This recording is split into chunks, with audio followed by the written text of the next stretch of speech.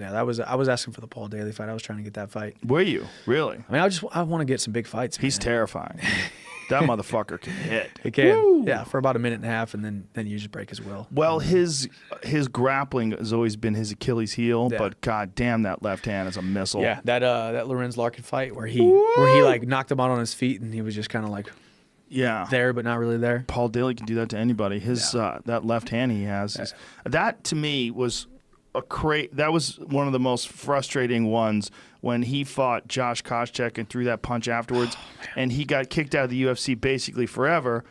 And now you see like Conor throwing dollies through windows and all this shit. I'm like, well, what about Paul Daley? What about that? Paul Daley's got to be going, what the fuck, man? Yeah. I got kicked out forever for this? Yeah, I didn't even throw a punch that landed. Yeah, he's like, I wish I was in it when it was the entertainment business, you know? Guys like him, though, are very interesting where he's such a specialist, you know? Yeah. He's such a striking specialist. Yeah, I watched him kickbox actually because Bellator does those kickboxing and MMA, and he kickboxed Fernando Gonzalez, I believe, and it was he's good. He's a really beast. good, especially in that kickboxing range when he knows there's no takedowns, when he knows there's no threat of, and there's a different distance there, and he's really good at that kickboxing range, you know. And unless you're there to be able to really threaten with the takedown.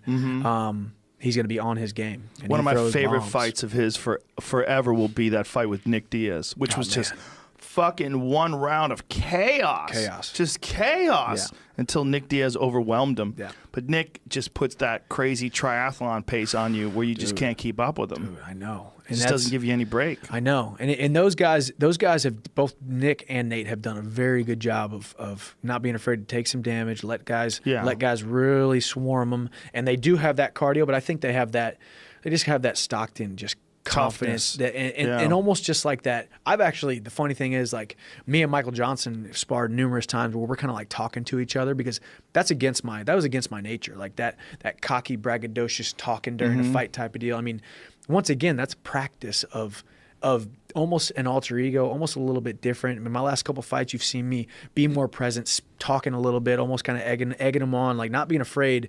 It used to just be like business, got to fight. Right. Now it's like, hey man, I'm in here. You're fighting somebody who's cognitively here. My 2 feet are planted firmly on this ground. Right, you're not overwhelmed by the moment. I'm 100% present. You're in the zone. 100% present and in the zone, like in the zone, ready to die in there, not afraid to, but also willing to fight a very smart fight, smart, sharp, composed, missing shots, taking shots or taking takedowns when I want to and need to, and not being afraid to just fight like an extremely talented veteran rather than just a vessel of violence, you know? Yeah, a vessel of violence. That's an interesting way to put it.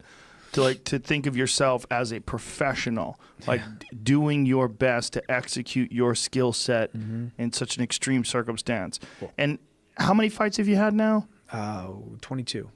How many fights do you think it took before you felt that comfortable? 17. Isn't that crazy?